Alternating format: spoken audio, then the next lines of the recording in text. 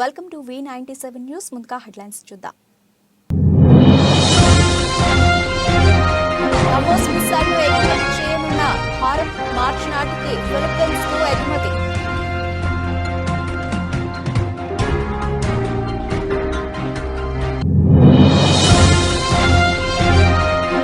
తరచూ కూటమిని మార్చే నితీష్ కు ప్రజలు తగిన బుద్ధి చెబుతారు. స్ట్రాంగ్ వార్నింగ్ ఇచ్చిన ఎన్సీపీ చీఫ్ శరద్ పవార్.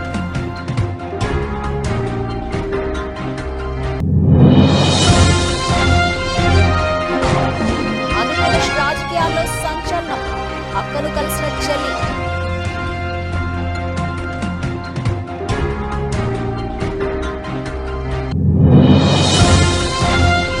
హామీలపై ప్రశ్నిస్తే కార్డులు పెడతారా?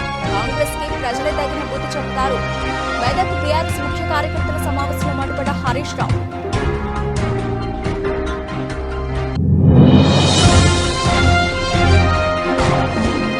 రెండో టెస్టుకు ముందు టీమిండియాకు భారీ షాక్. రెండో టెస్టు మ్యాచ్ కు దూరంగా రవీంద్ర జడేజా.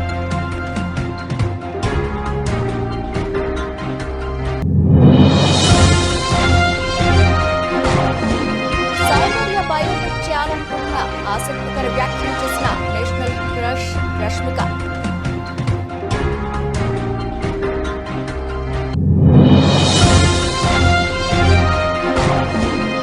స్టాక్ మార్కెట్లో పునరుత్తేజం. 71,000 పైన సెన్సెక్స్, 21,500 దాటిన నిఫ్టీ. వీటికి డీటెయిల్స్ చూస్తే రక్షణ శాఖకు అత్యాధునిక ఆయుధాలను తయారు చేసి ఇవ్వడంలో గణనీయమైన ప్రగతి సాధించామని defence research and development organisation chairman doctor Sameer V Kamat తాజాగా తెలిపారు. బ్రహ్మోస్ క్షిపణుల ప్రయోగానికి అవసరమయ్యే లాంచర్లను దేశీయంగా అభివృద్ధి చేసినట్లు వివరించారు. మరో 10 రోజుల్లో వీటిని ఎగుమతి చేసేందుకు ఏర్పాట్లు చేస్తున్నామని పేర్కొన్నారు. డిఆర్డీఓ అభివృద్ధి చేసిన పలు ఉత్పత్తులు త్రివిధ దళాలకు ఎంతగానో ఉపయోగకరంగా ఉంటాయని చెప్పారు. దాదాపుగా 4.94 లక్షల కోట్ల రూపాయల విలువైన ఉత్పత్తులను ఇప్పటి వరకు ఆర్మీకి అందజేశామని, రాబోయే రోజుల్లో మరిన్ని మెరుగైన ఉత్పత్తులను అందజేస్తామని తెలిపారు. ఈ ఏడాది మార్చి నాటికి బ్రహ్మోస్ సూపర్ సోనిక్ క్రూయిజ్ క్షిపణులను ఫిలిప్పీన్స్కు ఎగుమతి చేయనున్నట్లు తెలిపారు. గడిచిన 5-6 రక్షణ శాఖ సమకూర్చుకున్న వివిధ ఉత్పత్తులలో 60 నుండి 70% ఉత్పత్తులు డిఆర్డీఓ అభివృద్ధి చేసినవేనని డాక్టర్ కామత్ వివరించారు. మున్ముందు ఇది మరింత పెరుగుతుందని చెప్పారు. బ్రహ్మోస్ క్షిపణులను రష్యాతో కలిసి తయారు చేసినట్లు వివరించారు. ఈ క్షిపణులను ప్రయోగించేందుకు అవసరమైన లాంచర్లను డిఆర్డీఓ అభివృద్ధి చేస్తోందని తెలిపారు. వీటిని విదేశాలకు ఎగుమతి చేస్తున్నామని, మరో 10 రోజుల్లో తొలి కన్సైన్మెంట్ పంపబోతున్నామని వివరించారు. డిఫెన్స్ టెక్నాలజీలో అభివృద్ధి చెందిన దేశాలకు ధీటుగా భారత్ను నిలబెడుతున్నట్లు పేర్కొన్నారు. ముఖ్యమంత్రి పీఠం కోసం తరచూ కూటములు మార్చే జేడీయూ అధ్యక్షుడు బీహార్ సీఎం నితీష్ కుమార్ కు ప్రజలే తగిన బుద్ధి చెబుతారని ఎన్సీపీ అధినేత శరద్ పవార్ అన్నారు. ఇంత స్వల్ప వ్యవధిలో అతడు కూటమి ఎందుకు మారాడో తనకు తెలియదని తెలిపారు. దేశంలో బీజేపీకి వ్యతిరేకంగా పోరాడుతున్న వారిలో నితీష్ ఒకరు. అయితే అకస్మాత్తుగా ఏం జరిగింది నాకు తెలియదు, కానీ భవిష్యత్తులో ప్రజలు తగిన గుణపాఠం చెబుతారని వ్యాఖ్యానించారు. ఇంత స్వల్ప కాలంలో ఇలాంటి ఘటనలు చోటు చేసుకోవడం ఇంతకు ముందెన్నడూ కూడా తాను చూడలేదని పేర్కొన్నారు. బీజేపీ వ్యతిరేక పార్టీలన్నింటినీ పాట్నాకు పిలిచినట్లు తనకు గుర్తుందని చెప్పారు. అయితే బీజేపీ వ్యతిరేక పోరాటాన్ని వదిలేసేంతగా గత 10-15 రోజుల్లో ఏం జరిగిందో తనకు తెలియదన్నారు. ఉన్నట్లుండి ఆయన కాషాయ పార్టీతో చేతులు కలిపారని, కొత్త ప్రభుత్వాన్ని ఏర్పాటు చేశారని వెల్లడించారు. జేడీయూ నేత జార్ఖండ్ సీఎం నితీష్ కుమార్ తన పదవికి ఆదివారం రాజీనామా చేసిన విషయం తెలిసిందే. ఆర్జేడీ, కాంగ్రెస్ పార్టీలతో కూడిన మహాగఠ బంధన్ కూటమి నుంచి బయటకు వచ్చిన ఆయన ఎన్డీఏలో చేరారు. బీజేపీతో కలిసి ప్రభుత్వాన్ని ఏర్పాటు చేశారు.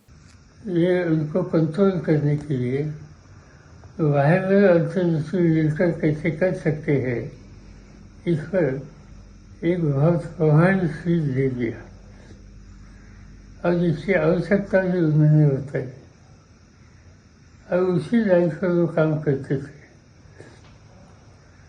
ये काम पिछले 15 दिन तक था और सडनली ये 8-10 दिन में क्या हो गया उसके बाजू में वो विचारधारा उन्होंने छोड़ दी. जो कार्यक्रम देश में लेने की आवश्यकता थी वो देश के सामने बोलते थे, वो बात उन्होंने छोड़ दी और आज भाजपा के साथ बैठकर उन्होंने सरकार बनाई. आज तक इलेक्शन होने के बाद एक टर्म में टेनियर में किसी नेता ने 2 बार अलग अलग पार्टी का नेतृत्व या इसमें सहयोग देने का काम आज तक कभी हुआ नहीं था। नीतीश जी ने वो रिकॉर्ड किया, वो बीजेपी के साथ थे। ఇక ఇటు ఆంధ్రప్రదేశ్ రాజకీయాలు రోజు రోజుకి హాట్ గా మారుతున్నాయి. ముఖ్యంగా వైఎస్ రాజశేఖర రెడ్డి కుమార్తె వైఎస్ షర్మిల కాంగ్రెస్ పగ్గాలు చేపట్టిన దగ్గర నుంచి రాజకీయాలు మరింత స్పీడ్ అయ్యాయి. మొన్నటి వరకు వైఎస్ కుటుంబానికి దూరంగా ఉన్న వివేకానంద రెడ్డి కుమార్తె సునీతారెడ్డి ఈ రోజు కడపలో ఇడుపులపాయలోని గెస్ట్ హౌస్ లో వైఎస్ షర్మిలను కలవడం ఇప్పుడు హాట్ టాపిక్ గా మారింది. కడప జిల్లాలో వైఎస్ కుటుంబానికి రాజకీయంగా ఒక చరిష్మా ఉంది. అందులోనూ ఆయన బిడ్డలు జగన్, షర్మిల అనేక ఒడిదుడుకులను ఎదుర్కొని రాజకీయంగా నిలదొక్కున్నారు. అయితే గత కొంతకాలంగా షర్మిల, సీఎం జగన్ మధ్య కొంత విభేదాలు వచ్చాయి. దీంతో తెలంగాణలో సొంత పార్టీ పెట్టిన షర్మిల ఈ మధ్యనే తన పార్టీని కాంగ్రెస్ పార్టీలో విలీనం చేశారు. అనంతరం ఏపీ కాంగ్రెస్ పగ్గాలు చేపట్టిన షర్మిల దూకుడుగా వ్యవహరిస్తూ కనుమరుగిపోతుంది అనుకున్న కాంగ్రెస్ పార్టీకి కొంత ఊపిరిని పోశారు. ఈ క్రమంలో ఈ రోజు తన సొంత జిల్లా కడప జిల్లాలో కాంగ్రెస్ పార్టీ విస్తృత స్థాయి సమావేశాన్ని ఏర్పాటు చేసిన షర్మిల రాజకీయంగా పెద్ద షాక్ ఇచ్చారు. వైఎస్ కుటుంబానికి దూరంగా ఉన్న తన సొంత బాబాయ్ వివేకానందరెడ్డి కూతురిని కలవడం ఇప్పుడు హాట్ టాపిక్ గా మారింది. గెస్ట్ హౌస్ లో తన సోదరితో షర్మిల భేటీలో ఏం మాట్లాడుకున్నారు అనేది ఇప్పుడు అంతా చర్చనీయాంశంగా మారింది. మార్చిలోగా 6 గ్యారంటీలను అమలు చేయకుంటే కాంగ్రెస్ పార్టీకి ప్రజలే కర్రకాల్చి వాతపడతారని మాజీ మంత్రి సిద్దిపేట ఎమ్మెల్యే హరీష్ రావు హెచ్చరించారు. అలవికాని హామీలిచ్చి అధికారంలోకి వచ్చిన కాంగ్రెస్ పార్టీ ఇప్పుడు ప్రజలకు మొండి చేయి చూపుతుందని మండిపడ్డారు. ఆదివారం ఆయన మెదక్ జిల్లా కేంద్రంలోని వైస్రాయ్ గార్డెన్స్ లో బీఆర్ఎస్ జిల్లా అధ్యక్షురాలు మాజీ ఎమ్మెల్యే పద్మా దేవేందర్ రెడ్డి అధ్యక్షతన నిర్వహించిన నియోజకవర్గ ముఖ్య కార్యకర్తల సమావేశంలో పాల్గొని మాట్లాడారు. కర్ణాటకలో అనేక హామీలిచ్చి కాంగ్రెస్ సర్కార్ అధికారంలోకి వచ్చిందని, గెలిచి 8 నెలలవుతున్న ఒక్క హామీ సరిగా అమలు చేయడం లేదని తెలిపారు. కాంగ్రెస్ సర్కారుపై ప్రజలకు భ్రమలు తొలగిపోయాయని, 6 నెలలు ఓపిక పడితే ప్రజలు వచ్చి అన్ని ఎన్నికల్లో బీఆర్ఎస్కి ఓట్లు వేస్తారని చెప్పారు. రాబోయే పార్లమెంట్ ఎన్నికల్లో కర్ణాటకలో బీజేపీ, తెలంగాణలో బీఆర్ఎస్ ఎక్కువ స్థానాలు గెలవడం ఖాయమని పేర్కొన్నారు. 2 లక్షల రూపాయల రుణమాఫీ చేయకుండా పార్లమెంటు ఎన్నికలకు వెళితే కాంగ్రెస్ కు రైతులు ఓట్లేయరని అన్నారు. పార్లమెంటు ఎన్నికల కోడ్ రాకముందే హామీలను అమలు చేసి కాంగ్రెస్ పార్టీ తన చిత్తశుద్ధిని నిరూపించుకోవాలని హితవు పలికారు. తాము ఎన్నికల మేనిఫెస్టోలో ఇవ్వని హామీలను కూడా అమలు చేశామని, కాళేశ్వరం నీళ్లు తెచ్చి రైతుల కాళ్లు కడిగామని గుర్తు చేశారు. మరి మళ్ళా నెల రాలేదా? మళ్ళా నెలవే ఇంకో నెల వచ్చాయి. 74,000 దానికి దరఖాస్తు కావాలనా? దానికి ఎంక్వైరీ కావాలనా? ఆల్రెడీ రాష్ట్రంలో 44 లక్షల పెన్షన్దారులు ఉన్నారు. వాళ్ళకు 200 ఉంటే 10 అంతలు పెంచి కేసీఆర్ 2,000 చేసిండు, ఇచ్చిండు. 10 అంతలు పెంచలే మనం. నువ్వు ఇప్పుడు డబుల్ చేస్తా అన్నావు, చెయ్యి సీదా. దానికి దరఖాస్తు ఎందుకు? దానికి ఏం అడ్డం ఉన్నది? 2,000 పోయి 4,000 ఇవ్వడానికి నీకు ఏ కాగితం కావాలి? నీకు ఏం ఎంక్వైరీ కావాలి? నీకు ఏ దరఖాస్తు అవసరం ఉన్నది అని నేను అడుగుతా ఉన్నా. అది ఎందుకు ఇస్తలేవు అని మనం అడగాలనా వద్దా? అదేగా 4,000 ఎప్పుడు ఇస్తావా అంటే వాళ్ళు మీ సంగతి చెప్తాం అని మాట్లాడిన వాళ్ళ మీద ఎదురుదాడికి దిగుతున్నారు. కేసులు పెట్టమని బెదిరిస్తున్నారు. కింది స్థాయి కార్యకర్తల్ని బెదిరిస్తున్నారు. మన ఎమ్మెల్యేలను బెదిరిస్తున్నారు. ఇలా మన పల్లా రాజేశ్వర రెడ్డి ఎమ్మెల్యే గారి మీద అక్రమ కేసులు పెట్టి ఆయనను ఇబ్బంది పెట్టే ప్రయత్నం చేస్తున్నారు. అంటే వాళ్ళకి ఏమైపోయిందంటే పాలన చేతగాక ప్రతిపక్షాలను ఇవాళ ఇబ్బందులకు గురి చేయడం, ప్రతిపక్షాల మీద కేసులు పెట్టే ప్రయత్నం చేస్తున్నారు. ఒక ప్రభుత్వం అనేది మంచి పని చేసి ప్రజల ప్రేమ పొందాలి. మన గవర్నమెంట్ వచ్చింది. ఉత్తరాంధ్ర వెనుకబాటుతనాన్ని రూపుమాపి ఉత్తమాంధ్రగా తీర్చిదిద్దడానికి మేధో వలసల్ని ఆపడమే శరణ్యమని, ఇందుకుగాను రైతులంతా మానవ వనరులను వినియోగించుకునే అధునాతన వ్యవసాయ పద్ధతులపై అవగాహన కల్పించుకోవాలని చెప్తూ ఇదే ధ్యేయంతో రాష్ట్రమంతటా రైతు సదస్సులు ఏర్పాటు చేస్తున్నామని విజయనగరంలో ఏర్పాటు చేసిన రైతు సదస్సులో పలస్ గ్రూప్ సీఈఓ డాక్టర్ గేదెల శ్రీనుబాబు అన్నారు. ఈ సదస్సుకు ఉత్తరాంధ్ర నలుమూలాల నుంచి ఎంతో మంది రైతులు తండోపతండాలుగా తరలివచ్చారు. ఈ సందర్భంగా విజయనగరం జ్యూట్ మిల్లు దగ్గర నుంచి బయలుదేరిన ఊరేగింపులో కొందరు రైతులు ఎడ్లబండ్లతో పాల్గొనడం చూపర్లను ఆకర్షించింది. విజయనగరం జిల్లా తూర్పు కాపు నాయకులు మజ్జి అప్పారావు అధ్యక్షతన జరిగిన సభలో పలువురు భక్తులు ప్రసంగించారు. ఒక 15 నుంచి 20 లక్షల మంది జనాభా మళ్ళీ వస్తున్నారు. ప్రతి పండుగ మీరు చూస్తూ ఉంటారు కదా సంక్రాంతికి. ఈ వలసలకు మేజర్గా కారణం ఏంటి? ఇక్కడ ఉపాధి లేకపోవడం. ఇక్కడ ఉపాధి కల్పించాలంటే ఆర్థికంగా బలపడాలి. ఆర్థికంగా బలపడాలంటే మొత్తం వ్యవసాయ భూములు ఏవైతే ఉన్నాయో ఈ వ్యవసాయ భూములన్నింటినీ అందుబాటులోకి తీసుకురావాల్సిన అవసరం ఎంతైనా ఉంది. సో దీంతో పాటు పండిన పంటలకి తగిన గిట్టుబాటు ధర కూడా తీసుకురావాల్సిన అవసరం ఉంది. ఒకప్పుడు ఇలాంటి వ్యవస్థలు ఏవైనా చేయాలంటే చాలా కష్టం. కానీ ఈ రోజుల్లో ప్రపంచమంతా ఒక గ్రామంలాగా మారింది, ఒక కుగ్రామంలాగా ఉంది. సో మన ఉత్పత్తులు కానీ ఆరోగ్యకరమైన ఉత్పత్తులని, ఆర్గానిక్ ప్రొడక్ట్స్ అని మనం ప్రచారం చేయగలిగితే ప్రతి రైతు ఒక పారిశ్రామికవేత్తగా ఎదుగుతారు. అలాగే ఈ వలసలు కూడా తగ్గుతాయి.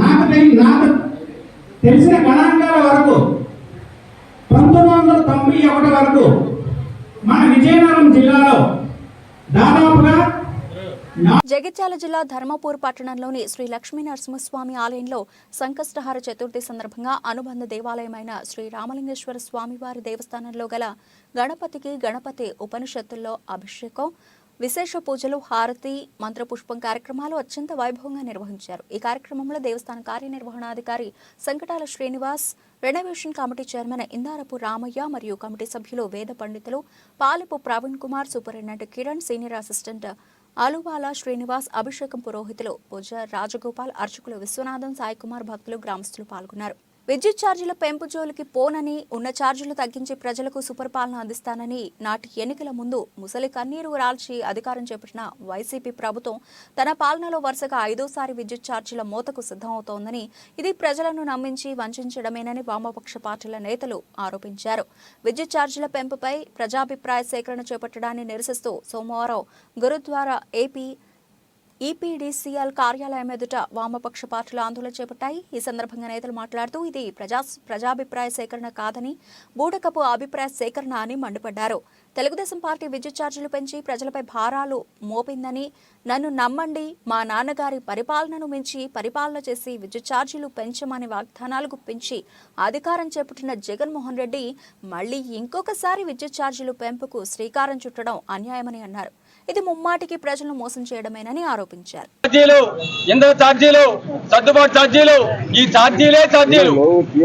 ఈ ఛార్జీల పేరు మీద ప్రజల మూలుగులు పీల్చి విద్యుత్ భారాలు విపరీతంగా ప్రభుత్వం ప్రజల మీద చేస్తా ఉంది. ఈ దుర్మార్గమైనటువంటి ఈ ఛార్జీలు వెంటనే రద్దు చేయమని చెప్పని సిపిఎం, సిపిఐ, వామపక్ష పార్టీలుగా మేము డిమాండ్ చేస్తా ఉన్నాం. దీనికి తోడు ప్రజలకి స్మార్ట్ మీటర్లు పెట్టడం కోసం ప్రయత్నం చేస్తున్నారు.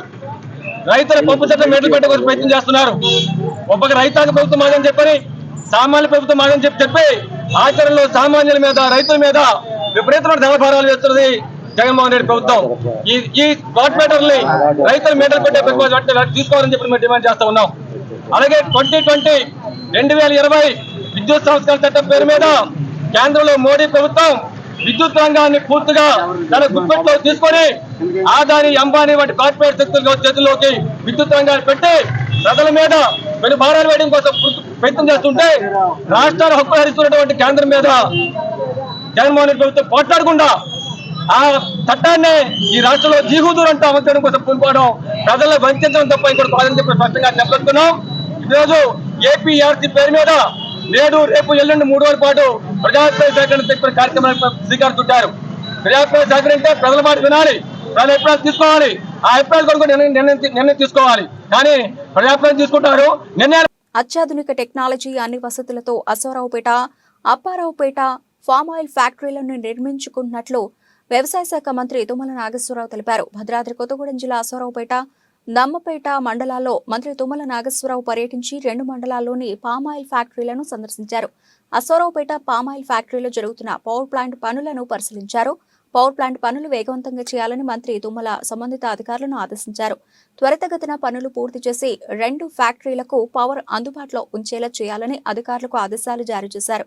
2 ఫ్యాక్టరీలు కలిపి సుమారు 2.5 కోట్ల రూపాయలు పవర్ బిల్ పే చేయాల్సి వస్తుందని, అది దృష్టిలో పెట్టుకుని సుమారు 30 కోట్ల రూపాయలతో ఈ పవర్ ప్లాంట్ ఏర్పాటు చేస్తున్నట్లు తెలిపారు. అశ్వారావుపేటలో పామాయిల్ ఫ్యాక్టరీ నిర్మించడంతో ఉభయ రాష్ట్రాల రైతులకు ఎంతో మేలు కలిగిందని మంత్రి అన్నారు. అప్పారావుపేటలో 100 కోట్ల రూపాయలతో కొత్త పామాయిల్ ఫ్యాక్టరీ నిర్మించడంతో ఆయిల్ శాతం పెరిగి రైతుకు మరింత ధరలు పెరగడంతో రాష్ట్ర వ్యాప్తంగా ఆయిల్ ఫామ్ తోటలు వేసే అవకాశం వచ్చిందని తెలిపారు. తెలంగాణ వ్యాప్తంగా ఆయిల్ ఫామ్ సాగు పెరగడంతో రాష్ట్ర వ్యాప్తంగా మరో 5 ఫ్యాక్టరీలు నిర్మిస్తున్నట్లు తెలిపారు. కొత్తగా వేసిన పంట చేతికి వచ్చేలోగా అన్ని ఫ్యాక్టరీ పనులు పూర్తి చేసి అందుబాటులోకి తీసుకొస్తామని మంత్రి తెలిపారు. తర్వాత సుమారు 2.5 కోట్లు మనం పవర్ ఛార్జెస్ కట్టాల్సి వస్తూ ఉంది ఫ్యాక్టరీకి సంబంధించి.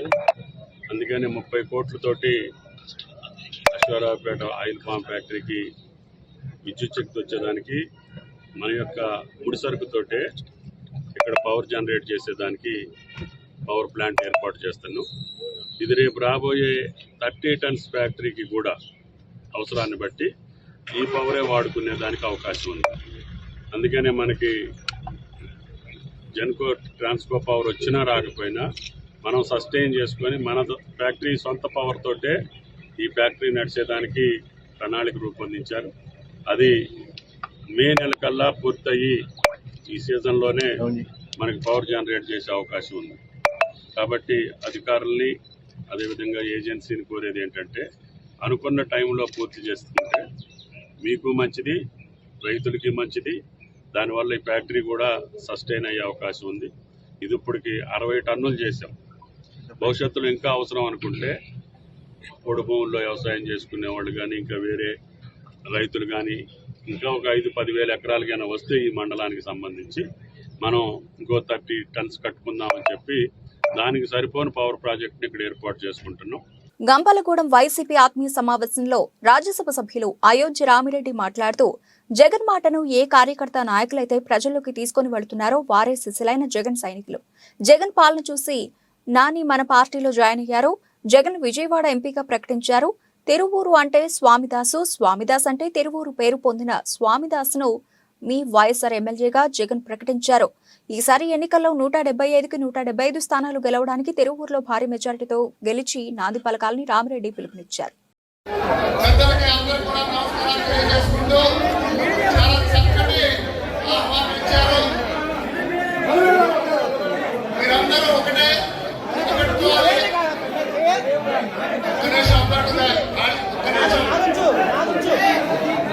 తెలంగాణ ఉద్యమకారుల ఫోరం కరీంనగర్ జిల్లా ఆధ్వర్యంలో రవాణా శాఖ మరియు బీసీ శాఖ మంత్రి పొన్నం ప్రభాకర్ గౌడ్ కి సన్మాన సభ చేయడం జరిగింది.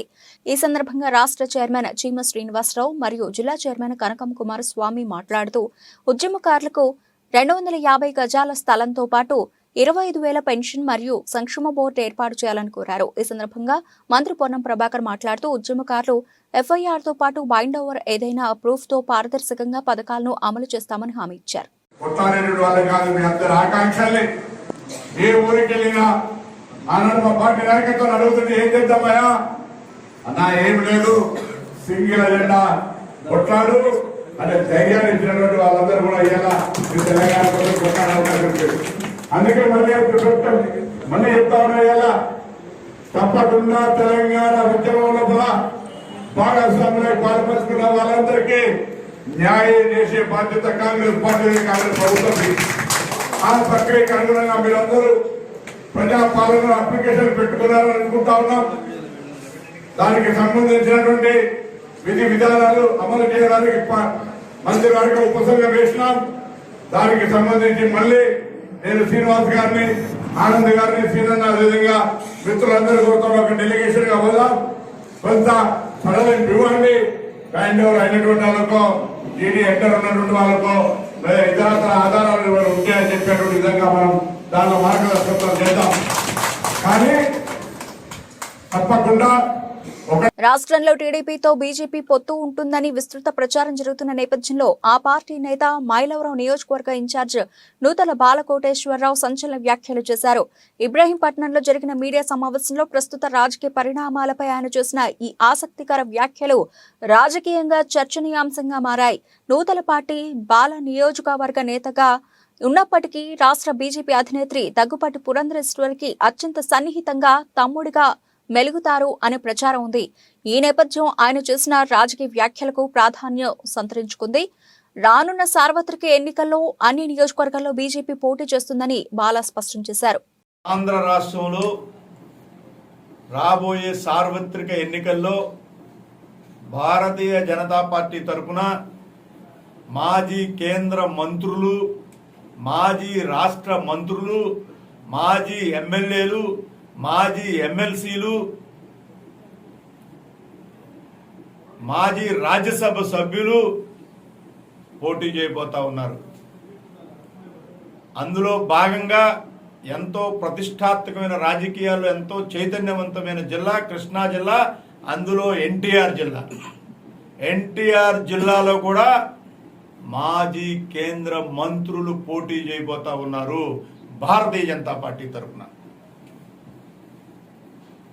మెదక్ జిల్లా రామాయంపేట మండల కేంద్రంలో శ్రీ చిత్తారమ్మ దేవాలయం వార్షికోత్సవ ఉత్సవాలు అంగరంగ వైభవంగా నిర్వహించారు. చిత్తారమ్మ దశమ వార్షికోత్సవం పురస్కరించుకుని నేడు అమ్మవారికి కళ్యాణ మహోత్సవం కార్యక్రమాన్ని కనుల పండుగగా నిర్వహించారు. చిత్తారమ్మ జాతర ఉత్సవాల్లో మల్కాజ్గిరి మాజీ ఎమ్మెల్యే కాంగ్రెస్ పార్టీ నాయకులు హనుమంతరావు పాల్గొన్నారు. అమ్మవారికి ప్రత్యేక పూజలు నిర్వహించారు. ఈ సందర్భంగా మైనంపల్లి హనుమంతరావు సంఘం సభ్యులు ఘనంగా సన్మానించారు. అనంతరం ఏర్పాటు చేసిన సమావేశంలో ఆయన మాట్లాడుతూ పద్మశాలి కుల అభివృద్ధి కోసం తన వంతుగా కృషి చేస్తానని, మార్కండే దేవస్థానం అభివృద్ధి కోసం తన వంతు కృషి చేస్తానని తెలిపారు. అరే మీరు అడ్డం ఎందుకు వస్తావు? అడ్డం రాకండి మొత్తం దిగురు మీ కమిటీ అన్నతోటి కమిటీ. ఎప్పుడు కూడా సత్యమన్నను నా పెద్దల లాగానే భావిస్తాను. వారు ఏదైనా అడిగినప్పుడు కాదనే సమస్య లేదు. తప్పకుండా ఆ గుడికి మా కాంట్రిబ్యూషన్ ఉంటుంది. ఏదైతే రామాయంపేట్ కాన్స్టిట్యున్సీ ఉన్నప్పటి నుంచి మీరందరూ నాకు అండగా ఉన్నారు. మొట్టమొదటిసారి నన్ను ఎమ్మెల్యే చేసిందే రామాయంపేట నుంచి. నా కంఠంలో ఊపి ఉండే వరకు నేను మర్చిపోయినాను. ఎప్పుడు కూడా మల్కాజ్గిరిలో ఎమ్మెల్యే ఉన్నప్పటికీ కూడా మెదక్ జిల్లా వాసులను ఎప్పుడు మర్చిపోనని చెప్పేవాడిని. మరి అదే విధంగా రామాయంపేట తర్వాత డెలిమినేషన్ లో మెదక్ అయింది.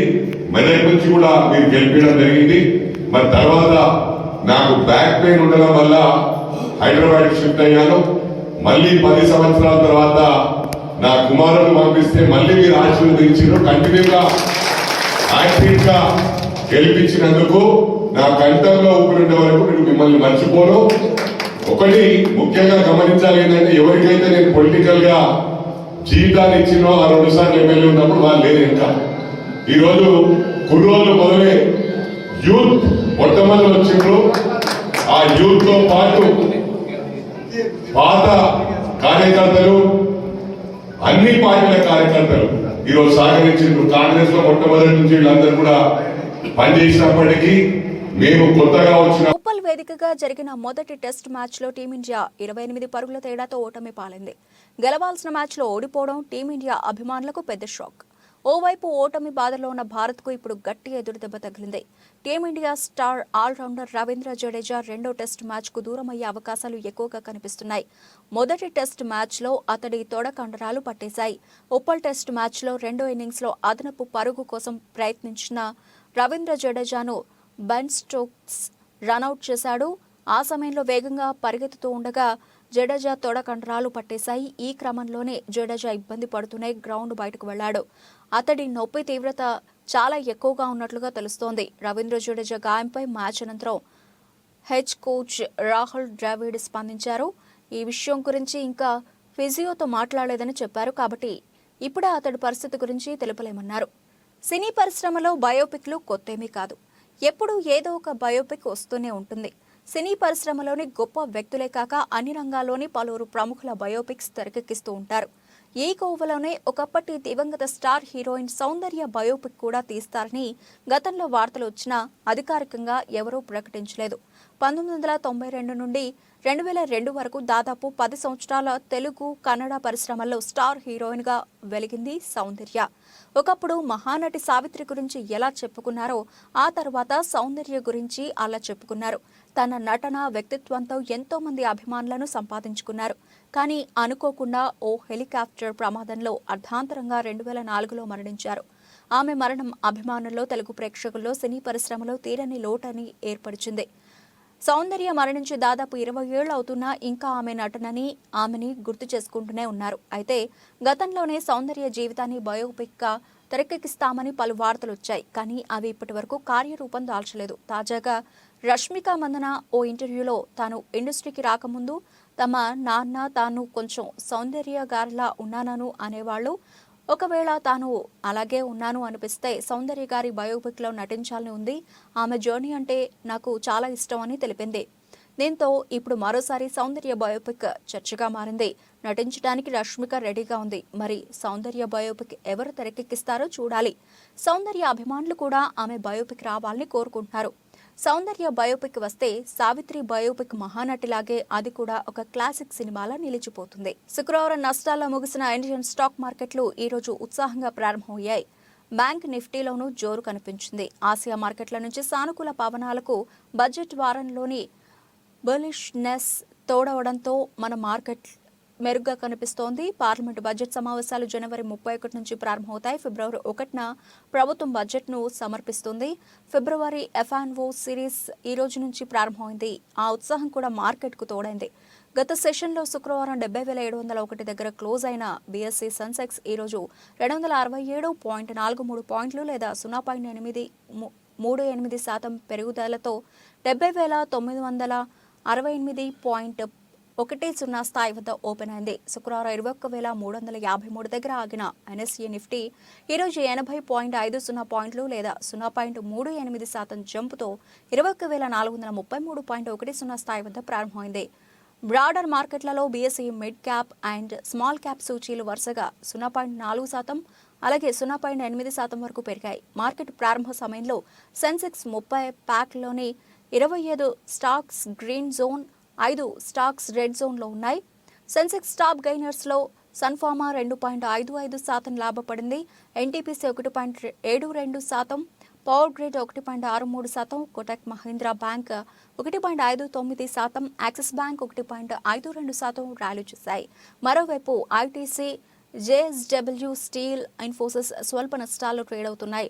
నిఫ్టీ 50 ప్యాక్లోని 40 స్టాక్స్ లాభపడగా 10 స్టాక్స్ పతనంలో ఉన్నాయి. నిఫ్టీ టాప్ గెయినర్స్లో అదానీ ఎంటర్ప్రైజెస్ 5.09%, ఓఎన్జీసీ 4.17% లాభపడ్డాయి. Adani ports 3.74%, Sun Pharma 3.05%, SBI life 2.44% బలాన్ని ప్రదర్శిస్తున్నాయి. బులెటిన్ ముగించే ముందు హెడ్లైన్స్ మరోసారి. బ్రహ్మోస్ మిసైల్ను ఎగుమతి చేయనున్న భారత్ మార్చి నాటికి ఫిలిప్పీన్స్కు ఎగుమతి.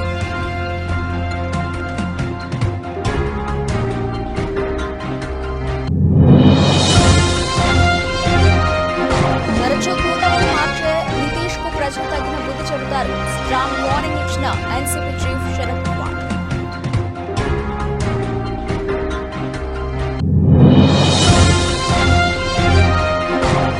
ఆంధ్రప్రదేశ్ రాజకీయాల్లో సంచలనం. అక్కను కలిసిన చెల్లి.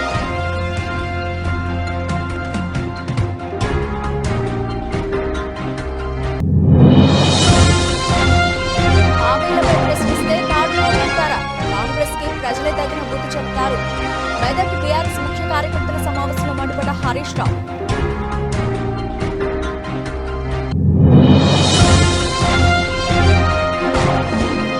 రెండో టెస్టుకు ముందు టీమిండియాకు భారీ షాక్.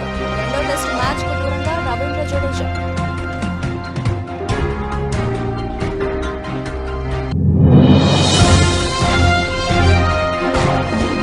సౌందర్య బయోపిక్ చేయాలంటున్న ఆసక్తికర వ్యాఖ్యలు చేసిన నేషనల్ క్రష్ రష్మిక.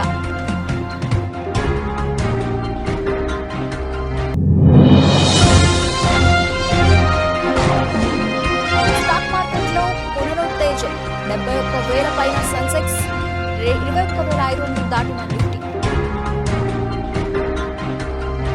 ఇవి ఇప్పటివరకు నబిల్చిన అప్డేట్స్. మరిన్ని అప్డేట్స్తో మళ్ళీ కలుద్దాం. అంతవరకు సెలవు. నమస్తే.